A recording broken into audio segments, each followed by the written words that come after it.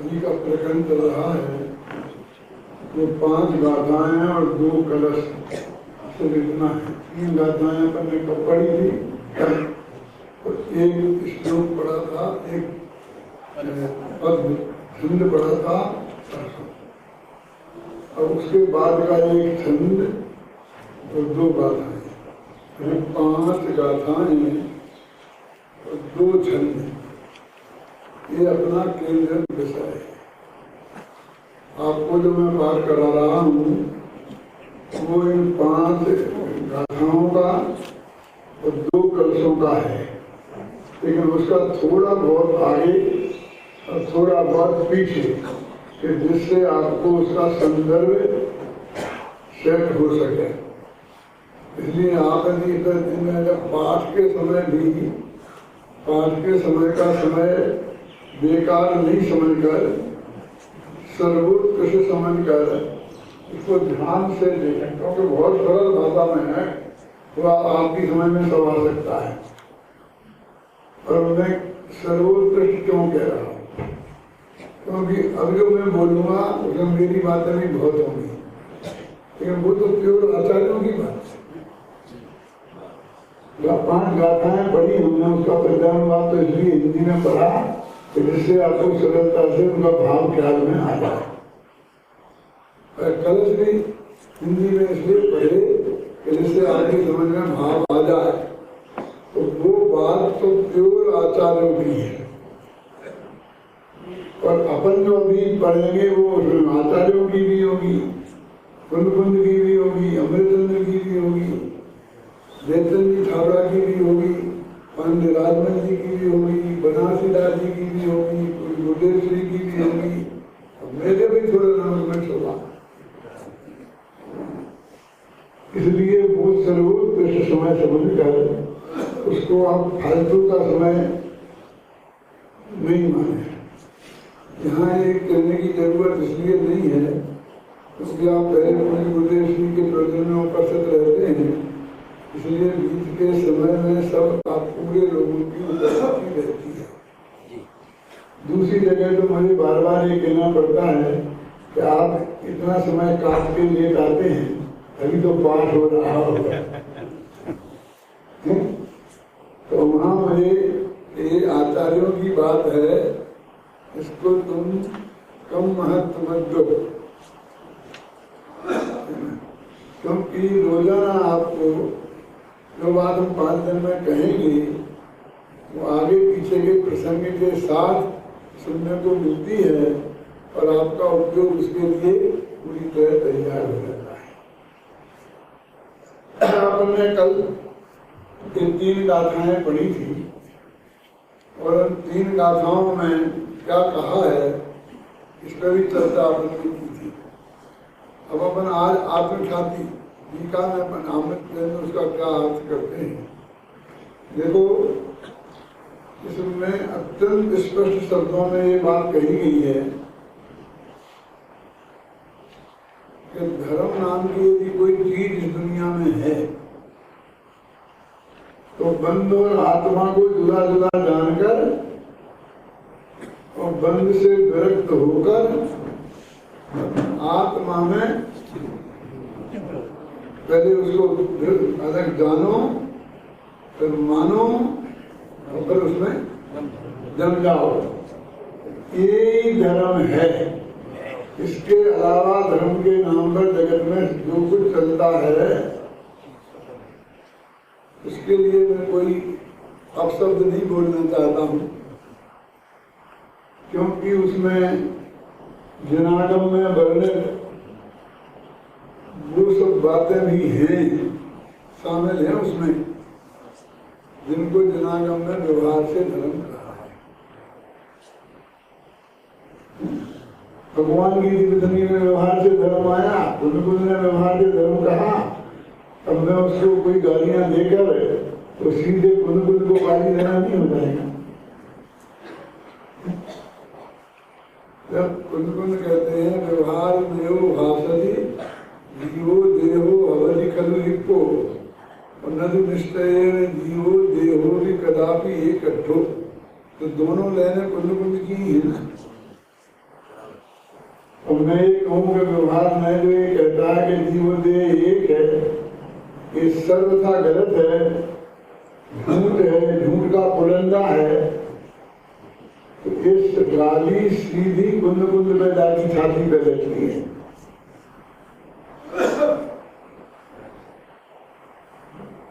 लेकिन उसका ये बना जो बताना है ना, तो जैसी शब्द भाषा में आचार्य जी ने बताया, हम भी अपनी जैसी शब्द भाषा में बताया। उनके 3 कसाय का अभाव था, इसलिए उसमें कसाय शामिल नहीं हुई, और हमारे वो 3 कसाय का अभाव नहीं है, इसलिए हमारी कसाय शामिल हो जाती है और उससे हमारी भाषा बिगड़ जाती है। तो जीवनी में हमारी कसाय शामिल न हो, इसका प्रयास हमें निरंतर करना चाहिए। एक संक्षिप्त में यदि मैं कहूँ तो श्रीमद की जो एक वो भजन क्या जो भी गीत समझ लो, कछु और रहा उन्हें साधन सो नियम संयम आप पियो, ये जो किया वो तो श्रीमद ने लिख दिया, उससे कुछ और बाकी रहा है, उसे तुम शोधो, ऐसा तुमसे कहा है। तो क्या बाकी रहा है वो ये बात है, ये बात है।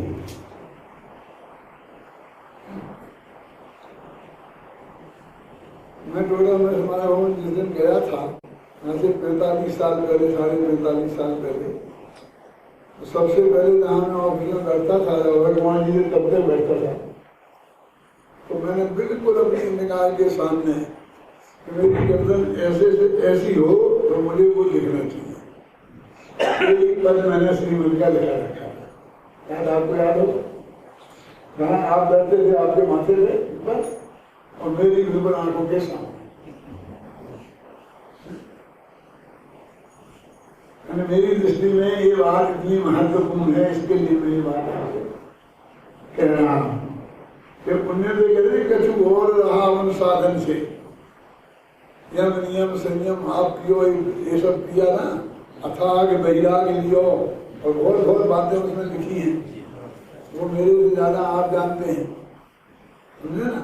लेकिन जो उनसे बाकी रहा वो बात ये है, जो भाग्य से पूज्य गुरुदेव श्री के जन्मदिन के प्रसंग में अपना ये कार्यक्रम हो रहा है, उसमें एक सहज बात की किरण से आई है। इसके बाद में भोपाल में भी मैं इस समय साथ चलाऊंगा, और उसके बाद में फिर देवदारी में जो प्रशिक्षण शिविर होगा उसमें भी यही चलाऊंगा आई किरण से। बहुत मार्मिक बात है। पूज्य गुरुदेव श्री की जन्मदिन की आपने आपको तो बीच जो आएगी, अभी कहां से आ गई, अभी कहां से आ गई? देखो भाई,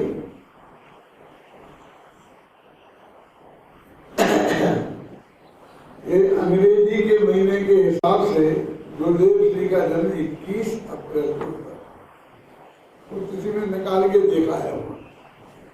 तो इसके पीछे कोई दूसरा चिंतन नहीं है, एक चिंतन है कि सोनगढ़ में पूज्य गुरुदेव श्री की तिथि मनाई जाती है, और मुंबई के बहुत से भाई बहन ऐसे हैं कि दोनों ही जगह शामिल होना चाहते हैं, तो उन्हें चुनाव का संकट पड़ता है। तो इस साल विशेष कोई फंक्शन उधर, मेरे ख्याल से वो बाहुबली का शिलान्यास है, क्या बोलते हैं आप लोगों से, भूमि पूजन, हमारे शिलान्यास महोत्सव। तो वो हर एक आदमी की इच्छा होती है कि हम उसमें शामिल हों, क्योंकि सोनगढ़ हमारी मूल भूमि है, गुरुदेव के स्थान होने से परम पवित्र है। तो इस भावना से रखा है, और कोई इसके पीछे ये कारण नहीं है। और एक का एक सहजी लाभ ऐसा हो जाता है कि गांव गांव में भी गुरुदेव की जयंती बीच की मनाएं, तो वो लोगों को भी यहाँ आने की वजह से वो विकल्प नहीं है, यहाँ की भी शामिल हो गए और अपने गांव में भी मना सकते हैं। और जैसे कि मैंने इस साल इंदौर में रख ली, उन्होंने रविंद्र मंच को किया है, तो इंदौर वालों को लाभ हो गया, देवदारी वालों को डबल लाभ हो गया ना। तो मेरे कहने का मतलब है डाले विकल्प करने की जरूरत नहीं है। और ऐसे भी सुखियार लोग बहुत हो गए हैं, एयर कंडीशन वाले लोग, कि जिनको वो कहते वो गर्मी बहुत हो जाएगी, और इस गर्मी भी कम है।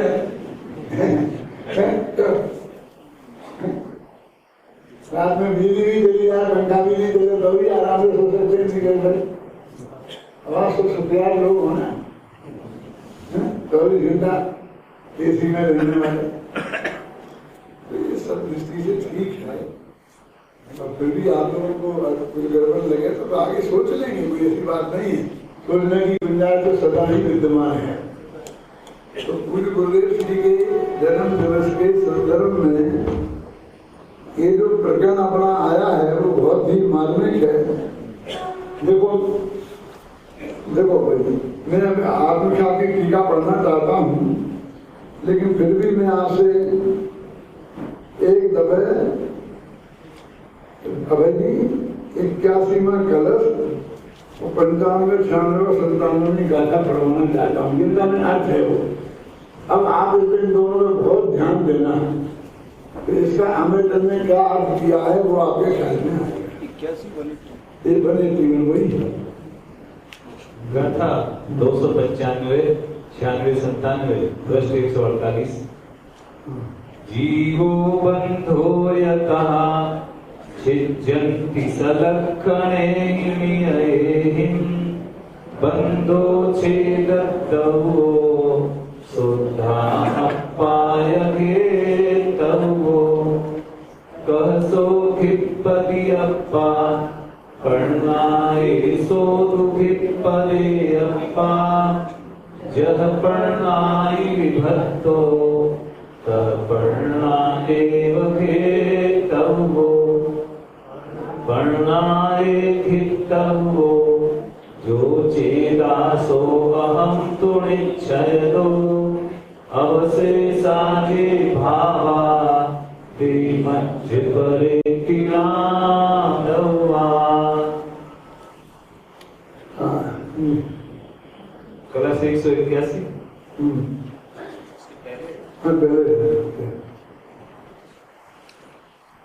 आप हिंदी पढ़ लो।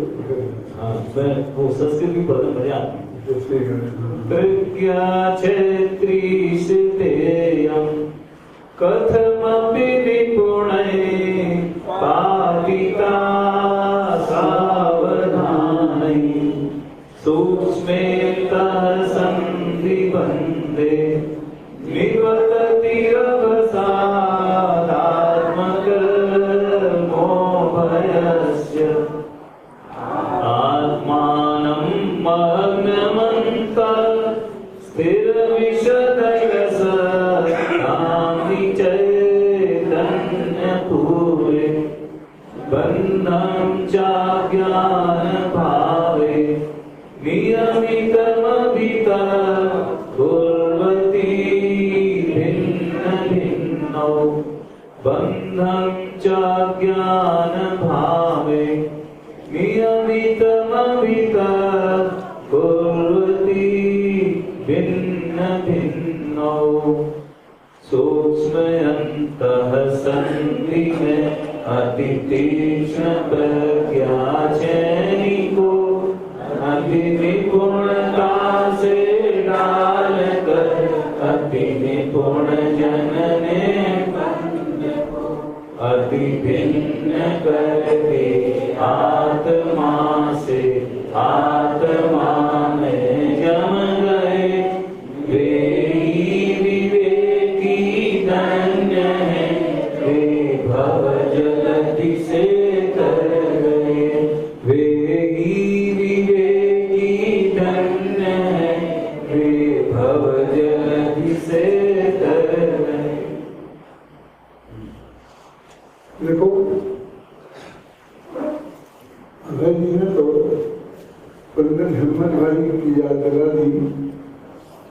पंडित हिम्मत भाई के रूप से भी मैंने ये छंद सुना है। दादा गुरुदेव की स्तुति में ये श्रद्धा छंद है। सबसे बड़ा तो इस टाइम मालूम पड़ गई। हाँ, नहीं और तो मैंने इस ठंड को भी जब गुरुदेव के सामने भाग्य से मैं भी घूमूंगा वहाँ, और जब मुझे पढ़ा था पंडित जी ने, तब भी मैं उपस्थित वहाँ था, और मुझे कोई दिन याद आ गया। देखो अब मैं तो टीका से ही शुरू करूंगा, क्योंकि फिर गाथा बोलो करूंगा तो फिर वही शुरू हो जाएगी रामायण। प्रथम तो आत्मा और बंध को उनके नियत लक्षणों से विज्ञान से सर्वथा ही छेद देना चाहिए। हम क्या कहते हैं, मुख्य मार्ग कहाँ से शुरू हो रहा, प्रथम शब्द लिखा ना, कि सबसे पहले क्या करते हैं। थोड़ा संकेत कल किया था कि व्यवहार के नाम पर, निमित्त के नाम पर भी कुछ है वो देश में लगती है, और सब जो दिनागम में व्यवहार कहा है ना, उसे धर्म कहा है, उसका एकमात्र कारण मैं बता दूं आपको क्या है। भरत और आदिनाथ, इन दो का उदाहरण में आपके सामने रखता हूं। भरत सब में ऋषि थे, पर जब वे आत्मा में गए तो अंतर्मुहूर्त में केवल ज्ञान लेके ही बाहर लगे। तो मुनि दीक्षा लेने के बाद उनको बिल्कुल ही अवसर नहीं मिला कि जब वे तुम्हारे कोई व्यवहार धर्म का पालन करते हैं। लेकिन इससे एक बार सिद्ध हो गई, यदि उनका उदाहरण नहीं होता तो हम सिद्ध नहीं कर पाते। बाहर का सारा व्यवहार धर्म बिल्कुल भी ना पड़े, मुनि धर्म की बात कर रहा हूं, तो भी मोक्ष होने में कोई फर्क नहीं आएगा। अब समझ लो कितना सार्थक है, उसकी कितनी कीमत है, वो आप अपने आप आंक लें। माने उसके बिना भी केवल ज्ञान होता है। अब जब उसके बिना केवल ज्ञान होता है तो उसको व्यवहार से भी धर्म क्यों कहा, कितना सम्मान दिलवानी में उसे क्यों मिला, जो मोक्ष मार्ग नहीं है उसे मोक्ष मार्ग में इतना सम्मान क्यों मिला। अब उनके पिताजी की याद आदिनाथ भगवान ने 1000 वर्ष पहले दीक्षा ले ली, और 1000 वर्ष बाद केवल ज्ञान हुआ। तो 1000 वर्ष तक लगातार वे अंतर्मुहूर्त तक आत्मा में नहीं रहे, तो पक्का हो गया, नहीं तो केवल ज्ञान हो जाता है। तो अब भी ऐसा नियम है शास्त्रों में कि मुनि दीक्षा लेने के बाद दो तिहाई स्वभाव और 1 तिहाई शुद्ध भाव होता है, जोड़ लगाओ तो माने वे मुनिराज आदिनाथ तो कोई भी मुनिराज, सच्चे मुनिराज हैं तो 24 घंटे में 8 घंटा आत्मा का ध्यान करते हैं, लेकिन वो लगातार अंतर्मुहूर्त नहीं होता, इसलिए केवल ज्ञान नहीं। जोड़ लगाओ तो 8 घंटा हो जाता है, और उससे दूना रहते हैं स्वभाव में। अब दूना स्वभाव में रहेंगे तो जो स्वभाव के काल में रहेंगे तो उसमें जो चर्या होगी, आहार से लेकर गमन, क्रिया समिति, भाषा समिति, ये सब समझ लो। तो वो जो क्रियाएं होंगी उन सब क्रियाओं को व्यवहार से धर्म किया। फिर नहीं होगा तो कोई दिक्कत नहीं है, लेकिन ये जो अंतर हो दीक्षा लेने से केवल ज्ञान के बीच में, तो क्या करेंगे। आपको समझ हो गया समझ लो, और यहाँ से लेकर केवल ज्ञान होने के बीच में जितना काल है तो उसमें आप क्या करेंगे। तो जब तक ग्रस्त रहेंगे तो ग्रस्त की बात आ जाएगी, चौथे में रहेंगे तो चौथे अनुष्ठान के योग करेंगे, 5वें तो 5वें अनुष्ठान के योग, 6वें साल में अनुष्ठान के योग होंगे ना। तो ये जो सारी स्थिति है वो उनको इसलिए गिनाया है उसका, क्योंकि वे अब हम आदिनाथ जो कर रहे हैं दीक्षा लेने के बाद सच्चे विद्रागी मुनिराज हैं, हर अंतर्मुहूर्त में आत्मा के भीतर जाते हैं और रोजाना 8 घंटा शुद्धोद्योग में रहते हैं, और उनकी किसी क्रिया को हम अधर्म कैसे करें?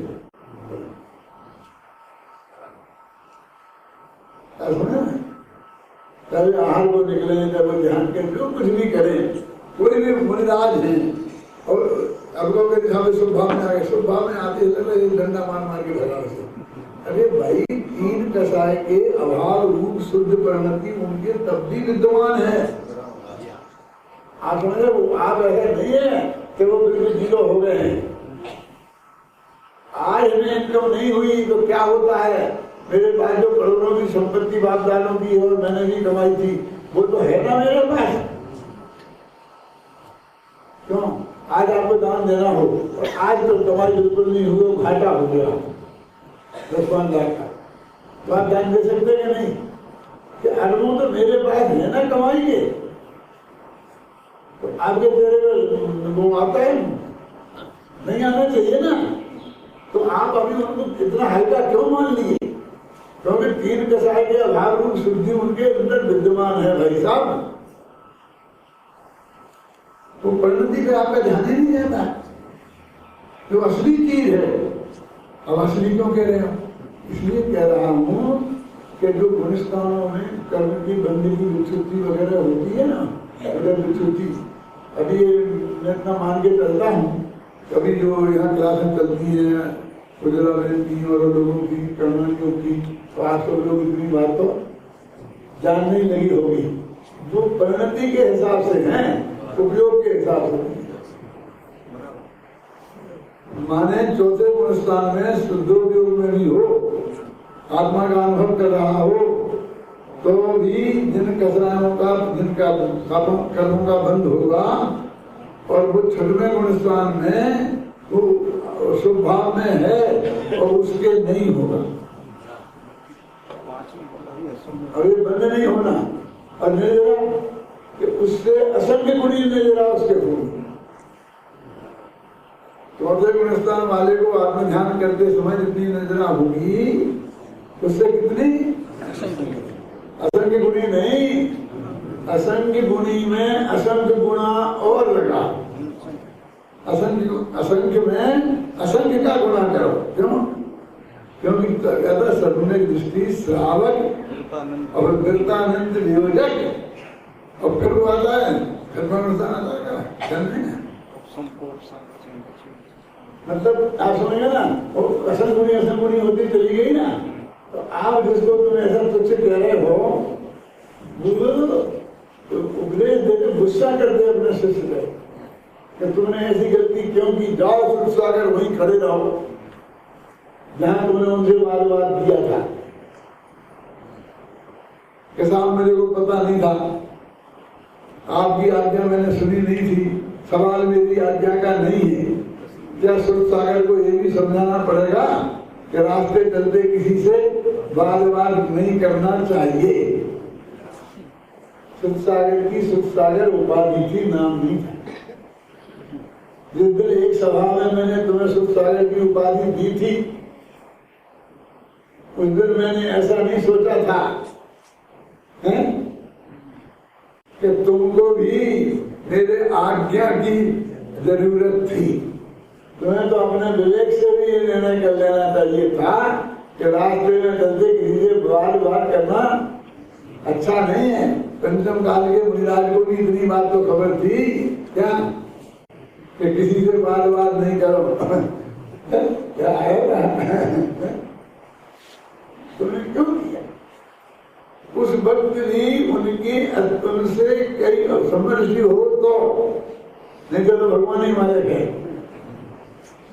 असंख्य गुणित इतनी निर्जरा उनके निरंतर हो रही, और अभी तो उनके सब बाप का जरा सी बात पकड़ के और बस खर्चा खड़ी कर देते। क्यों? समझ आ गया? तो जो कहते हैं प्रथम तो आत्मा और बंध को उनके नियत लक्षणों से, अभी ये नहीं लिखा कि तुम अंदर ऐसे देख के जान लो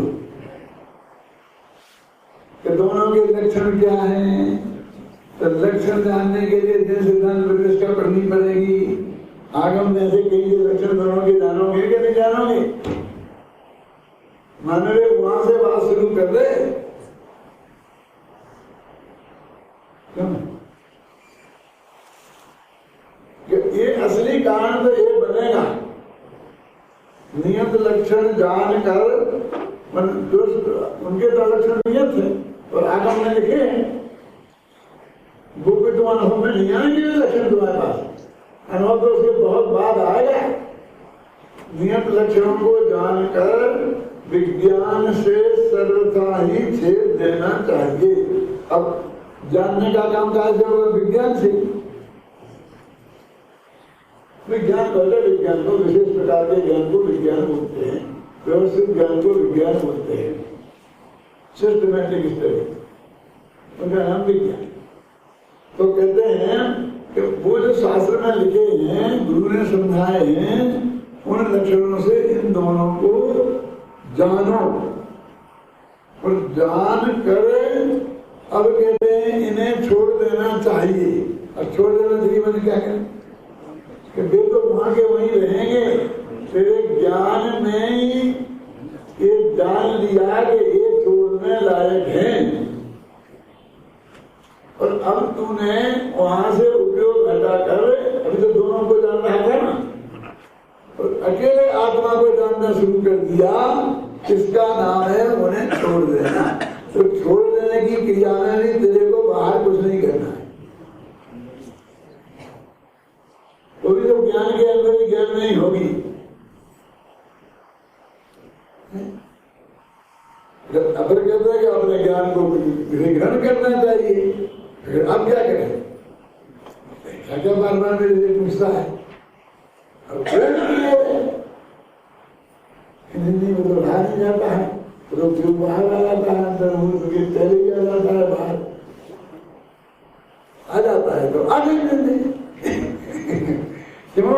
क्योंकि तेरी क्रमबद्ध में केवल ज्ञान होने का काल नहीं पका है, तो तेरी पात्रता में भी उतनी कमी है, तो तेरे पुरुषार्थ में भी उतनी कमी है, तो वो आ जाएगा, वो क्रमबद्ध बन जाएगा। बहाना बना के भ्रष्ट होने की बात नहीं है, जैसे कि रात को हमें पांच में बताया था, है ना?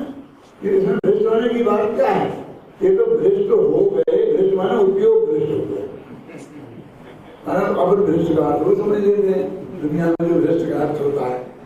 अब हम उसमें देखा, अब है ना, हम क्या करें एक सेकंड में शब्द कहाँ से लाए? तो उपयोग से भ्रष्ट हो गए, तो तेरी प्रजा के पात्रता इतनी ही होगी, तो साम्य भाव से उसको तू जान ले, उसको भी जान ले, ज्ञान का ध्येय बना ले। ऐसा नहीं कहते कि जाने में, किसी को भी नहीं जानने की बात जैन दर्शन में कही गई है। अभी हमारे यहाँ निकल आई थी, क्या करें? आ गया उपयोग बाहर और पर में लग गया, तो क्या करें? नहीं जान लिया, क्या करें? पर्याय पात्रता को जान ले, और फिर आप अंदर को घुसने की कोशिश कर। जैन दर्शन में कोशिश कुछ नहीं होती है। गुरुदेव की भाषा में कहूँ कि जैसे जोर के जोर से भोजन की रुचि जाए, ऐसे आत्म रुचि के जोर से और आत्म में उपयोग जाए। इसको ही करना कहते हैं, इसको ही होना कहते हैं। जैन दर्शन में इसका नाम करना है, इसी का नाम होना है। कर्तृत्व का अभिमान जिसको है उसको कहते हुआ, ऐसे कर्तृत्व का अभिमान नहीं है, क्या वो करना कहता है, होना क्या, उससे हमें कोई ऑब्जेक्शन नहीं है ना। जरा का मतलब दो ही प्रकार के कथन मिल जाएंगे। भिन्न मतलब छेद देना चाहिए, माने भिन्न भिन्न कर देना चाहिए। अब भिन्न भिन्न कैसे कर, ऐसे पकड़ के रात भेजा करते अपना भेजा कि कर देना चाहिए लिखा, तो भी जान लेना चाहिए। तो ज्ञान में करना जानने का नाम है ना। तो क्या लगा? तो रागादि लक्षण वाले समस्त बंध को छोड़ देना चाहिए और उपयोग लक्षण वाले शुद्धात्मा को ग्रहण कर लेना चाहिए। अब ग्रहण कर लेना चाहिए माने क्या? उसमें जो रुचि तेरी होगी, ये मैं हूँ, ये अपनापन का भाव हो गया पक्का, तो फिर क्या होगा? देखो अभी अपन ने किसी दूसरे के बच्चे को अपना बच्चा समझा, अपने साथ उसे रखे। अब एकदम अपना सामने बच्चा आ गया और एक पहचान के चिन्हों से आपको पता हो गया कि ये मेरा बच्चा है, ये मेरा बच्चा नहीं, तो अब क्या? अब मैं पूछने की जरूरत है? इसके आगे का रास्ता किसी से जानने की जरूरत है? तुमने की है कि तुमने उसे अपना जान लिया, अपना मान लिया, तो अब तू घर जाएगा तो उसी को लेके जाएगा। क्यों? अब जिसको तुम अभी अपना मान करके संभाल रहा था तो उसको छोड़ देगा। यही है ना। तो बहुत लोग में सज्जनता हो और तेरे को भूख संपन्नता हो और उसका कोई नहीं हो, तो तूने एक क्षण को भी गलती से अपना माना था। क्यों?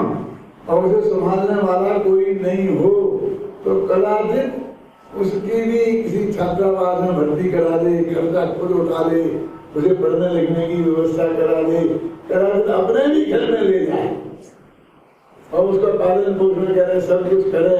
लेकिन अब उसमें तुझे कुछ कहने की जरूरत है कि अभी ये तेरा नहीं है और ये तेरा है। क्यों? और उसे भी पता है मैं इनका नहीं हूं, मैं तो इनका तो ये था, तो पूरी उस संपत्ति में एक पैसा की उम्मीद नहीं रखता कि तुम्हारी संपत्ति एक पैसा उसे मिलेगी। तो जो दो तो उसे कृपा समझता है। क्यों? नहीं दो तो उसे कोई ऑब्जेक्शन नहीं है ना। वस्तु का स्वरूप ऐसी तो बात है कि छोड़ देना चाहिए, क्या है? और तो छूट ही जाएगा। मैं इसको उदाहरण से कहता हूँ, कहानी तो मैंने आपको कई बार सुनाई होगी। मैं सिर्फ उसको बोलता हूँ कि वो शेठ अपनी पत्नी से कहता है कि अब तुझे वो पता चल गया ना कि यही तेरा बच्चा है, और ऐसा करना, कल से जरा काम कर लेना और खाना थोड़ा अच्छा देना। शेठ इतना तो नहीं, लेकिन थोड़ी देंगे में कितना उपदेश दिया था अच्छा खाना देने का और काम कम लेने का, लेकिन सुनती ही नहीं थी। तो वो अब कहती छूटते क्या बात करते हो? अब काम लेने का सवाल ही क्या हो रहा होता है? अपने घर में नौकर नहीं है ना, तो काम तो है ही, काम थोड़ी कम हो गया तो कौन करेगा? तेरी करेगा तो मैं क्या मर गई हूँ?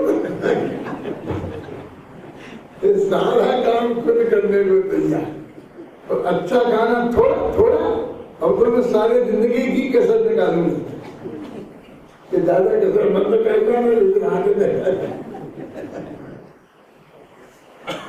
मेरा मतलब समझ गया ना। जब तुम्हें भगवान आत्मा में अपनापन आ जाएगा तो सारे जगत से एक तरह अपनापन विकल्पात्मक ज्ञान में भी टूट जाएगा। तो फिर क्या होगा उसकी बात कर। क्या करना चाहिए क्या नहीं करना चाहिए की बात मत कर, करना चाहिए की भाषा में लगा, कोई दिक्कत नहीं है। क्योंकि बंध के त्याग और शुद्धात्मा के ग्रहण ही बंध और आत्मा के दुधाकरण का मूल प्रयोजन था। दुधाकरण समझे? ये दोनों को अलग अलग करना। पहले ऐसा कहते थे कि बंध को आत्मा से जुदा करना, तो कहते करने का इतना ही प्रयोजन था कि ये काम ऐसा हो जाए, जानना ही प्रयोजन था कि तू एक दफे जान तो ले, तो एक दफे बात को विवेक से निर्णय करके जान तो ले, इतनी ही बात थी। अब प्रश्न बहुत मारने में वो तो प्रश्न तो वही है जो गाथा में दिया है, मूल गाथा में दिया है। यह शुद्धात्मा किसके द्वारा ग्रहण किया जाना चाहिए? कभी बात अत्यंत स्पष्ट है, लेकिन फिर वो कहते हैं कि इसका तो कोई दूसरा साधन निकालना पड़ेगा। जानने का तो गुरु जी बुलाना पड़ते हैं, पढ़ाने वाले, और शास्त्र ये। अब करने के लिए तो फिर कोई नौकर लड़का कोई और कोई लोग चाहिए पड़ेंगे ना, साधन जुटाना पड़ेगा ना। क्या करें फिर? तो बात क्या क्या करें? तो वो कहते हैं कि जिस भांति प्रज्ञा छेनी से पर से विभक्त किया है, उस भांति प्रज्ञा छेनी से ही हरे ग्रहण करो इसे। अरे जानते ही रहने का नाम ग्रहण करना है। अरे वो कभी तो ऐसा लगता है कि वहां जिससे जाना उसी से ग्रहण करो। अरे दो क्रियाएं ही नहीं है, क्रिया तक नहीं बदलनी है। शुद्धात्मा किसके द्वारा ग्रहण किया जाना चाहिए? प्रज्ञा के द्वारा ही शुद्धात्मा को ग्रहण करना चाहिए, क्योंकि इस प्रकार बंध से भिन्न करने में एकमात्र प्रज्ञा ही करण थी। करण माने वो कर्ता कर्म करण, साधन साधक काम करण। उसी प्रकार ग्रहण करने में भी एकमात्र प्रज्ञा ही करण है। इसलिए जिस प्रकार प्रज्ञा से विभक्त किया, उसी प्रकार प्रज्ञा से ही ग्रहण करना। माने इसमें कोई साधन बदलने की जरूरत नहीं है, लेकिन प्रक्रिया तो बदलो, लेकिन प्रक्रिया भी बदलने की जरूरत नहीं, कुछ नहीं है ना। फिर इस आत्मा को प्रज्ञा के द्वारा किस प्रकार ग्रहण करना चाहिए? बात तो स्पष्ट है, लेकिन उस शिष्य को उखाड़ समझ लो, उन्होंने इतना ज्ञानी शिष्य लिया जहां तक वो भी नहीं जानता हो।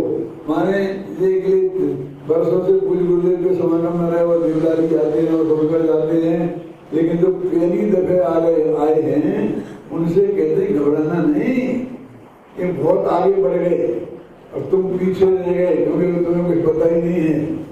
कुछ फर्क नहीं पड़ना, इनका आगे बढ़ना कुछ काम का नहीं है। बोलता हूँ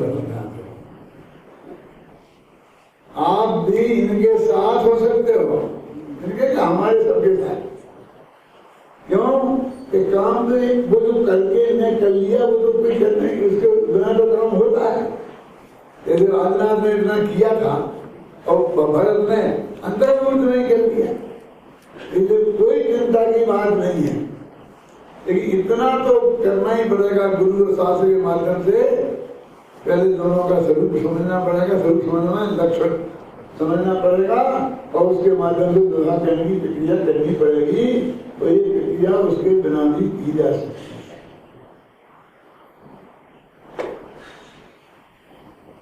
निरंतर के रूप में सिर्फ देशना लब्धि और कुछ नहीं, इसीलिए अपना देश शास्त्र गुरु को निमित्त बताया है। मैं तो इसकी थोड़ी और छटनी करता हूँ। मैंने निमित्त बताने की किताब में लिखा है कि देव की बात तो छोड़, वो तो आत्मा की बातें समझाते हैं। अब शास्त्र खासकर गुरु की, कि गुरु आत्मज्ञानी है और वे आत्मा की वे सदगुरु है। समझना, सदगुरु के अर्थ के साथ मैंने लिखा है अपनी किताब में कि वे सदगुरु किस अर्थ में है। वे सदगुरु किस अर्थ में है कि त्रिकाली ध्रुव है सत्य, उत्पाद में ध्रुव युक्तम है सत्य, द्रव्य सत्य, गुण सत्य और पर्याय सत्य। और ये सत्य को जो समझाए वे सत्य गुरु। अब और लंबी चौड़ी परिभाषाओं की मैं मत जाना। और सत्य का जो आश्रय लें वे सत्य पुरुष।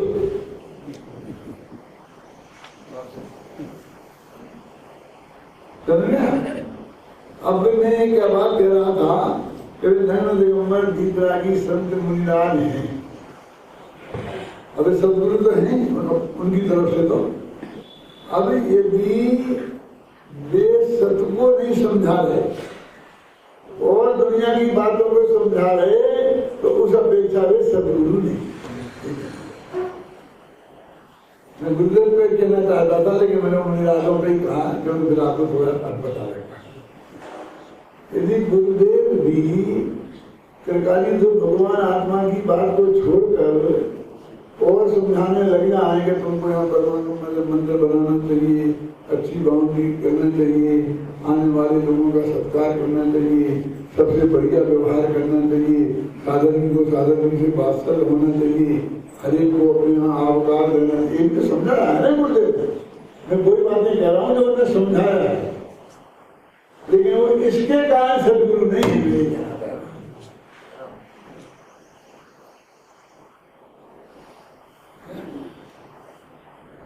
अब गुरुदेव पे खर्च करो, बहन जी पे खर्च करो, सब पे सब जितने ज्ञानी धर्मात्मा आप समझते हो ना, सब पे समझो। तो उन्होंने जो त्रिकाली जो भगवान आत्मा की बात बताई, फिर उसके कारण सब गुरु हैं, और दुनियादारी की बातों में बताई क्यों? हम राजनीति उपयोग भी बहुत करते हैं ना, ये तो गुरु ने कह दिया, ये तो गुरु ने कह दिया क्या कभी के छत में कितना सरिया करना चाहिए, और इंजीनियर की माने कि गुरु की माने? इस बीमारी में कौन दवाई लेना चाहिए, वो गुरुदेव की माने कि डॉक्टर की माने? बोलो, वो उनकी वो बातें प्रमाणिक नहीं है। आपको छाती पर पत्थर रखने की ताकत चाहिए, और तुम्हारे बीच में ये बोलने की ताकत है, हमें भी छाती पर बर्दाश्त करने की चाहिए। हर बात में ज्ञानी का डंडा चलाना, ज्ञानी का डंडा चलाना, ज्ञानी का डंडा चलाना। इतना विवाद होगा तो अच्छे इंजीनियर को बुला करके निर्णय किया जाएगा। क्यों? डॉक्टर में विवाद होगा तो अच्छे डॉक्टर को बुला करके निर्णय किया जाएगा। ज्ञानी से नहीं, ज्ञानी की अदालत में नहीं जाएगा। त्रिकाली जब आत्मा की बात है वो, तो त्रिकाली ध्रुव को जो समझाएंगे सतगुरु, वो मेरा सुनना, वो तो सतगुरु है ही, लेकिन जब वे समझाए तब सतगुरु है। एवं भूत नहीं लागू। हाँ, अरे अन्य समय में उन्हें सतगुरु कह रहे, तो ये पीछे वाला नहीं लगा, एवं भूत के पीछे का समगरुड़ नहीं से कहना पड़ेगा। अभी इसको तो भैया पढ़ाना पड़ेगा, आपको इनको समझ में नहीं आएगा क्या चक्कर है। एवं भूत नहीं कहता है कि जिस समय जो काम कर रहा है उस समय उसको वो कहना। आप भोजन कर रहे तो उसमें आपको भोजनार्थी कहना, फिर आप पढ़ रहे तो विद्यार्थी कहना, स्वाध्याय कर रहे तो स्वाध्यायार्थी कहना। आप समझे? 24 घंटा नहीं हो आप, जगह 24 घंटा नहीं हो। भूत में और दूसरा मैं पीछे वाला बताया था तो वो उड़ने से कोई अभी पुजारी करता था, पहले गरीब आदमी था, मंदिर में पैसा देके पूजा करता था, फिर धीरे धीरे वो जवेरी बन गया, बड़ा शेठ बन गया, तो आज भी उसका उपनाम पुजारी चल रहा है। ऐसे हमारे यहाँ लोग हैं, जिनकी 6-6 मंजिल की बिल्डिंग खड़ी है और वो पुजारी जी की बिल्डिंग कहलाती है। और वो पुजारी जी शुरू में 10-20 रुपया ले करके पूजन करते थे, घर में आए ना। आपने भी ऐसे पुजारी नाम के शेठ देखे होंगे, सुने होंगे नाम तो, है ना।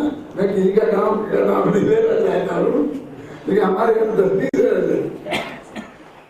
वो नाम मुनीम जी, आप क्या मुनीम ही करते थे, धीरे धीरे सेठ जी तो हो गए मुनीम, मुनीम जी हो गए सेठ जी, लेकिन अभी भी उनका नाम मुनीम जी चलता है।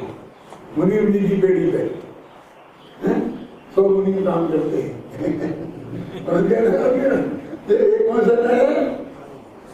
समविरूढ़ है, पर जिस समय जो काम करे उसका नाम एवं भूत में। और इसमें बहुत सब चीजें बहुत अलग है। तब ये भी जानने की बातें हैं, बहुत अच्छी हैं, जो कहूँ कि आपके पास बीच का समय है ना। तो मेरे पास विद्यार्थी आता है नया उम्र का, तो उससे कहते न्याय पढ़ोगे, व्याकरण पढ़ो, इन बच्चों की सारा दिमाग संस्कृत भाषा में, तो तुम नहीं संस्कृत जानोगे तो कैसे पढ़ोगे, न्याय नहीं जानोगे तो कैसे होगा। और जब 60 वर्ष का आदमी आता है तो कहते मुझे भी लक्ष्मणों की पढ़नी है, मुझे भी न्यायाधीश का पढ़नी है। हम कहते हैं बहुत लोग कहते हैं मेरे को मैं खास करते हैं, हम कितना महीने में आए तो हमको ये पढ़ा दोगे आप, पढ़ने पंडित कहता है, एक को समझाता है कि पढ़ने बिना कहा नहीं चले, इसको होना चाहिए नहीं पढ़ना, इसको इसलिए समझाते सारी जिंदगी दिनाना पढ़ना है। तो तुम जिस बालक को अपनी माँ से विभाषियों के माध्यम से बात करना पड़े, उससे अभागा बालक दुनिया में कौन सा? हम तो माँ मातृभाषा बोलते हैं ना, माँ से भी दुभाषिया। तो ऐसे दिनवाणी हमारी माता है और दिनवाणी को पढ़ने के लिए हमें बीच में इन पंडितों की जरूरत पड़े, ये दुभाषियों की जरूरत पड़े कि दुभाषिया भी कम खतरनाक नहीं होते। मैं सच्ची घटना आपको सुनाता हूँ, यहाँ की नहीं है, मैं जयपुर में रहता हूँ। तो एक महारानी है ना, महारानी की दोस्त थी वो गायत्री देवी की, तो वो कोई रिसर्च कर रही थी काय पर, जयपुर के राजाओं का।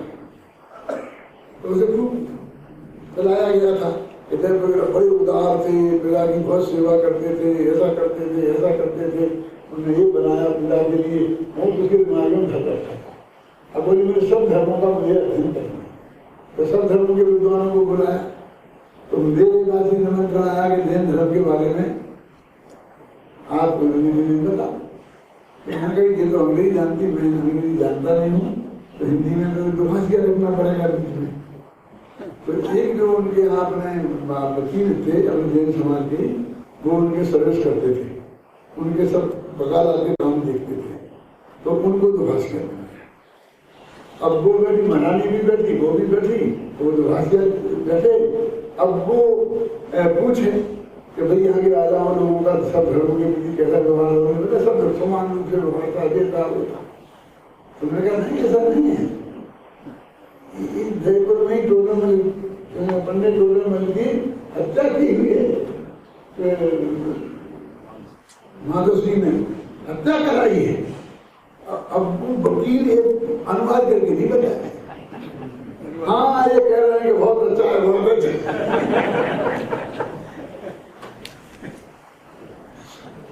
मैंने कहा वकील साहब इतनी थोड़ी बहुत अंग्रेजी में जानता हूँ, कहते मैंने कहा है तुम वो कह रहे हो कि कुछ और कह रहे हो। अब उसके तो देख रहे हवाइयां उड़े, तो वकील वो तो उनका नौकर था, वो तो समझ आएगा सब पंडित भी कोई मिलेगा। मैंने सब बताया अविवेकी भी थे, विवेकी भी थे। जैसे राजा ऐसे थे जिन्होंने बनाया बहुत जंतर मंतर और सब बढ़िया जीवन बहुत अच्छे थे, और कई ऐसे भी थे तो एकदम आग बीच के सब बड़ी बढ़िया थे, ऐसी कोई बात नहीं है। तो दुभाषिया की खतरनाक समझे ना, इसलिए पंडित लोग भी कम कहते कोई एक समय साहब और 25 पंडित और अलग अलग अर्थ कैसे करते हैं, यदि वो सही हो, सभी सही हो, तो दुभाषिया भी बहुत सोच समझ के चलना पड़ेगा। उसके बाद मुझे आज महल में कभी नहीं बुलाया गया दुभाषिया का काम समझे ना।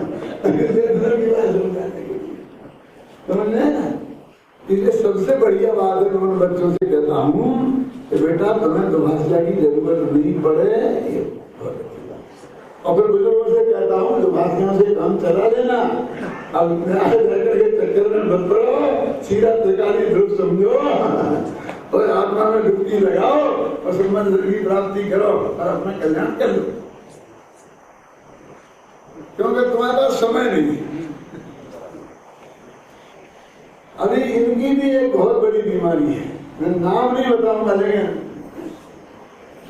एक बहुत मेरे बहुत नजदीक रिश्तेदार मित्र नमन, क्या कहना है आपको बारे में दे सकता हूँ, वो थे। तो वो कहते मैं तो आचार्यों के ग्रंथ पढ़ता, तो बार बार दिन में 10 दफा मुझे सुना। मैंने कहा अच्छा आपको आचार्यों की भाषा आती है, आप प्राकृत संस्कृत जानते हैं? नहीं जानते हैं तो आप आचार्यों के ग्रंथ कैसे पढ़ सकते हैं? क्या पढ़ते हो तो समय था। तो मैंने कहा जो अनुवाद है ना, वो पंडित जयचंद जी छाबड़ा भी पंडित थे, और गुजराती का अनुवाद है तो पंडित हिम्मत भाई भी पंडित थे। आचार्य पंडितों को ही पढ़ते हो, तुम्हें इतना ही होश नहीं है कि हम पंडितों को पढ़ रहे हैं, आचार्यों को पढ़ रहे पंडितों को। क्यों? मुख्यमंत्री आगे पढ़ते हैं, हाँ वो तो पढ़ते हैं। पंडित नहीं थे, ये समझ में नहीं आया तो समझ पंडित, तो तुम क्या समझ दोगे पंडित हो, बोलते पंडित है और सब कोई पंडित नहीं है, बता दो। तभी इतना ही पता नहीं है कि तुम्हारे को संस्कृत आगे तो नहीं आती है, तो तुम अक्षर अक्षर पढ़ने के लिए पंडितों के ऋणी हो, जिनका अनंत उपकार मानना चाहिए। तो रमजी का पंडितों का उन्हें तुमको उन्होंने हिंदी गुजराती में सरल करके दे दिया, उसका अनंत उपकार मानना चाहिए भाई साहब। और तुम उन्हीं के मुँह पे गालियाँ देते, उन्हीं के मुँह पे गालियाँ देते, क्या गालियाँ देते? ये कहना कि हम पंडितों का नहीं पढ़ते हैं, किसी पंडित से एक गाली देने तो क्या है? इतने पता ही नहीं है किससे बात कर रहे होंगे। मैंने सुनो सेठ जी, तुम जैसे सेठ जी हमने हजारों देखे, तुम समझते क्या हो अपने को? देखे होंगे हमें कहाँ से प्रकरण आ गया, हमें क्या, हमें हमारे मुँह पे हमारी गालियाँ क्यों दे रहे हैं? कहाँ दे रहे हैं तुम्हें? तो तुम हमें समझते क्या समझ के कह रहे? तो ऐसे व्यक्ति वाले अपनी मुख्य समाज में भी हजारों हैं। अरे तुमने इतनी सामर्थ्य हो बुद्धि की, विवेक की, तो गुरुदेव के 8000 घंटे के प्रवचन है, उन्हें सुनो पढ़ो, वो कौन मना करता है? लेकिन समझ में नहीं आते हो तो हमारे पास आने से परहेज मत करना, नहीं तो नहीं जाने रह जाओगे। मेरा मतलब सुनेंगे ना, आचार्यों के ग्रंथ रखे हैं ना सब तुम्हारे पास, कौन कहता है तुम मत पढ़ना? अब जैसे खाना 250 वर्ष पहले ढूंढारी मिश्र युद्ध भाषा में लिखे थे, न तुम्हें ढूंढारी आती है न तुम्हें मिल जाती है। तो तुम्हें तो पंडितों, उस जमाने के पंडितों को पढ़ने के लिए भी आज के पंडितों की जरूरत है। पहले तुम्हें सुना के पढ़ें, प्रचार व अनुवाद कर दें। आधुनिक भाषा में करवाया ना तुमने, लोकनाथ प्रकाशक का आधुनिक भाषा में अनुवाद करवाया कि नहीं करवाया? तो तुम पढ़ लेते तो पढ़ो ना ढूंढारी में।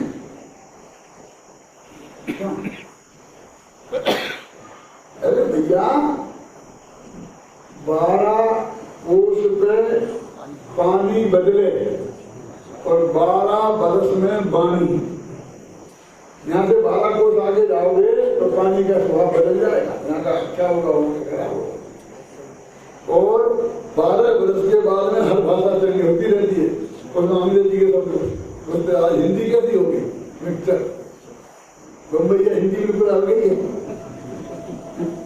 तो जो कोई मांगता है कि नहीं मांगता? क्या मांगता है? आपको गुजरातियों ने भाई अपना ही, मैं तो सबसे पहले गया मेरे माता, अरे पंडित को क्या मिलता मिलता को मिलता हमको।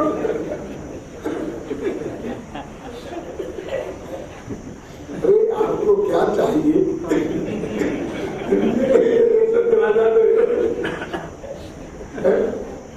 और जो आपको मनता पड़ता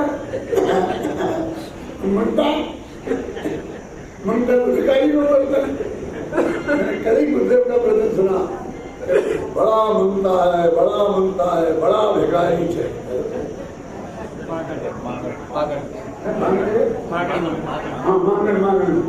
मांगन सब था, और फिर बाद में भिखारी बना था। तो कोई राजा महाराजा आया था उनका प्रदर्शन सुनने के लिए, वहाँ का जामनगर का भावनगर का राजा आया था, और गुरुदेव ने मेरे व्याख्यान में ऐसा कहा, यही सुनता।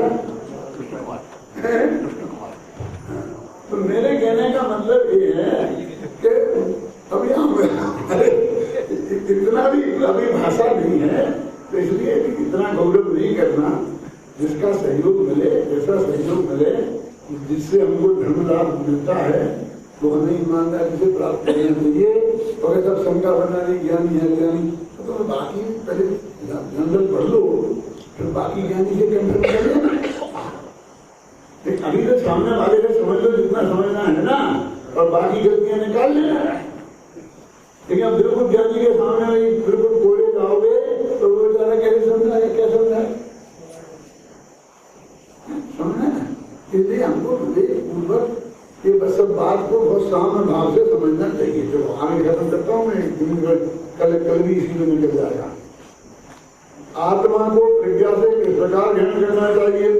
नियत सुलक्षण का अवलंबन करने वाली प्रज्ञा के द्वारा भिन्न किया गया चेतक मैं हूँ, और अन्य लक्षणों से दक्ष व्यवहार रूप भाव चेतक रूपी व्यापक से व्याप्त नहीं होने से मुझसे अत्यंत भिन्न है। इसलिए मैं ही अपने द्वारा ही, अपने लिए ही, अपने मैं से ही और अपने में ही अपने को ही ग्रहण करता हूँ।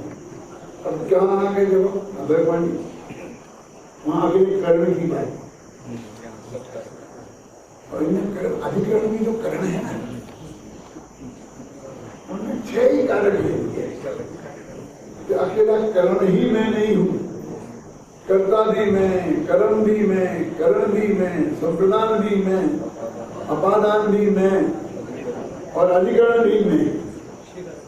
माने तुम तो अकेले कर्ण की बात कर रहे थे, तुम स्वयं ही तुम्हारी प्रज्ञा है उसको अपने में शामिल किया गया नहीं। तो यहाँ पर्याय को शामिल करने वाला आत्मा समझना, आपको बहुत विवेक से हर जगह निर्णय करना पड़ेगा भाई साहब, ऐसा नहीं चलेगा। आत्मा की चेतन ही एक क्रिया है।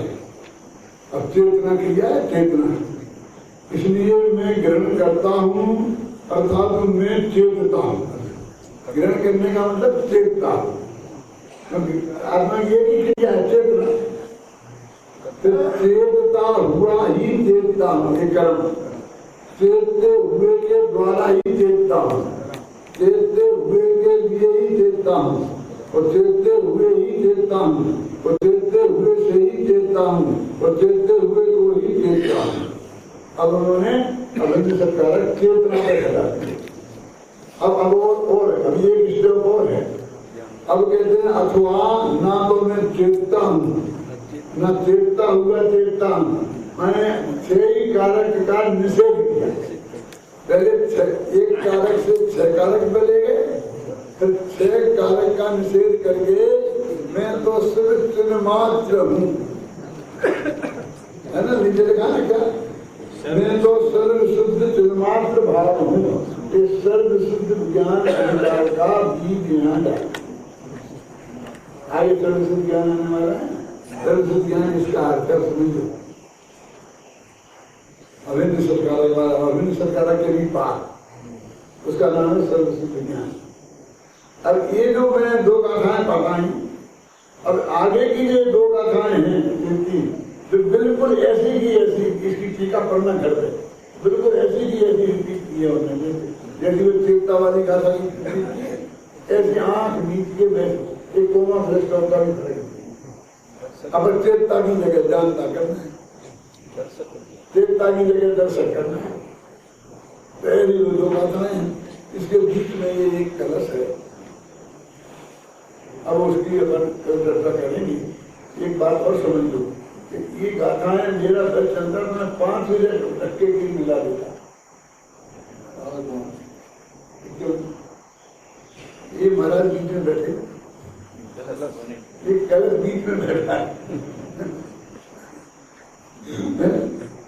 इसलिए नहीं चला सकता था। तो कलश बीच में आ जाए तो कलश से उन गाथाओं के आधार पर है, उसको बीच में इन गाथाओं को पहले कर दूं, कलश को बाद में कर दूं, ये संभव नहीं था, क्योंकि कलश तो टीका का अंश है, तो इसलिए वहां देना जरूरी था। इसलिए वो अगली 2 गाथाओं की चर्चा बाद में रखी है। कल अपने कलश को पढ़ेंगे, घर पर पढ़ के आओ तो बहुत ही बढ़िया है। तो नींद तक कम से कम जब ये कलशों का अपन यहाँ पाठ करें, गाथाओं का पाठ करें, तो आगे पीछे के कलश का भी ध्यान से सुने, और इस कलश को भी ध्यान से सुने, तो अपन कलश का